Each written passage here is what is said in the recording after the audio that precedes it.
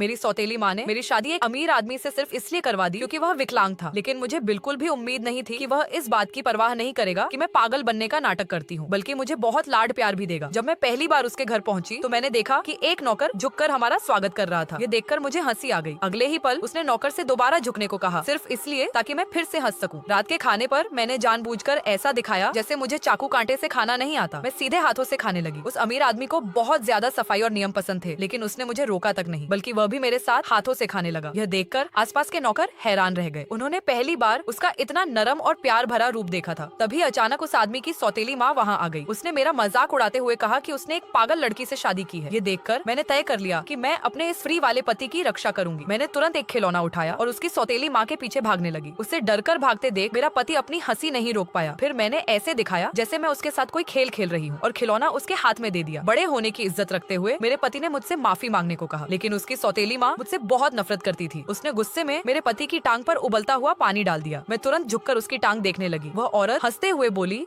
कि उसकी टांग में कोई एहसास ही नहीं है, इसलिए चिंता करने की जरूरत नहीं। फिर उसने कप में थूक दिया और मुझे उसे पीने के लिए कहा। मुझे इतना गुस्सा आया कि मैंने वही कप उठाकर चाय उसके मुंह पर उड़ेल दी। वह तुरंत शर्मिंदा होकर वहां से चली गई। उसके जाने के बाद मैंने देखा कि कोई मुझ पर ध्यान नहीं दे रहा। मैंने तुरंत अपने पति के घर में अपनी माँ की निशानी ढूंढनी शुरू कर दी, लेकिन सारे कमरे देखने के बाद भी मुझे कुछ नहीं मिला। अचानक मेरे पति ने दरवाजा खोल दिया। मैं ऐसे ही सामान तलाशती रही और फिर पास की अलमारी में छिप गई। उसने हैरानी से पूछा कि मैं क्या कर रही हूँ।